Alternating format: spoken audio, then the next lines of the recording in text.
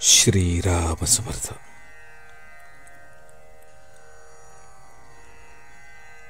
अंतकाळ साधण्यासाठी नामस्मरण.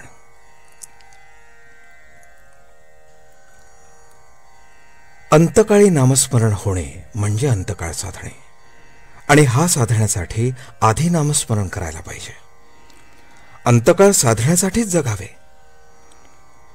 भगवंत जिथे राहतो तेच आपले खरे घर आहे. सध्या आपण शरीरात राहतो ते भाड्याचे घर आहे. भाड्याचे घर सोडून स्वतःच्या मालकीच्या घरात राहायला जाताना जसा आनंद वाटतो तसाच शरीर सोडताना वाटायला पाहिजे. भगवंताचे घर तेच आपले घर आहे याची खात्री झाली म्हणजे ते जमेल.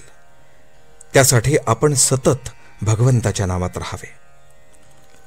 मला तू आपला म्हण. माझे मन तुझ्या चरणी अर्पण केले. आता मला तुझ्याजवळ काहीही मागण्याची इच्छा न होवो असे मागावे. परमेश्वर आपल्या मागे पुढे आहे असे अखंड मानावे. भगवंताचे स्मरण करणे म्हणजे जे काही आपल्या हातून घडते आहे ते त्याच्याच इच्छेने घडते आहे असे समजणे. प्रपंच हा देवाचा मानून अभिमानरहितपणे तो करणे हा परमार्थ. आणि परमात्म्या वाचून आपल्याला कोणी नाही याचा दृढनिश्चय होणे याचे नाव ज्ञान. हे ज्ञान बाणले म्हणजे मनुष्य खऱ्या अर्थाने परमात्मा प्राप्तीच्या मार्गाला म्हणजे साधनाला लागला. या साधनाने परमात्म्या वाचून दुसरे काही आवडेनासे होते, आणि ही जी अत्यंत आवड तिलाच भक्ती म्हणतात. या भक्तीची परिपूर्णता अंतकाळ साधण्यात होते. त्यासाठी सतत नामस्मरण किंवा अखंड अनुसंधान हेच एकमेव साधन सांगितले. अंतकाळी ज्याने नाम घेतले त्याच्या विषयवासना मेल्या असे नसते. तो काही एकदम मुक्त होत नाही, पण पुढच्या जन्मी तो अतिसात्विक म्हणून जन्माला येईल. सात्विक म्हणजे भगवंताची प्राप्ती करून घ्यावी अशी वृत्ती असणारा होय. साधन प्राणाबरोबर असावे.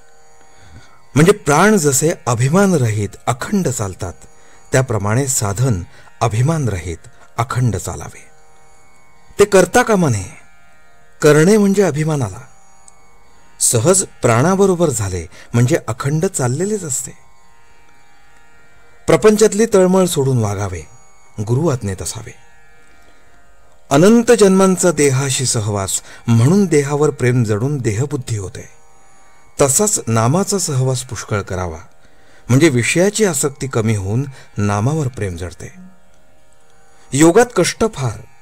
या युगात तो साधणे अशक्यप्रायच.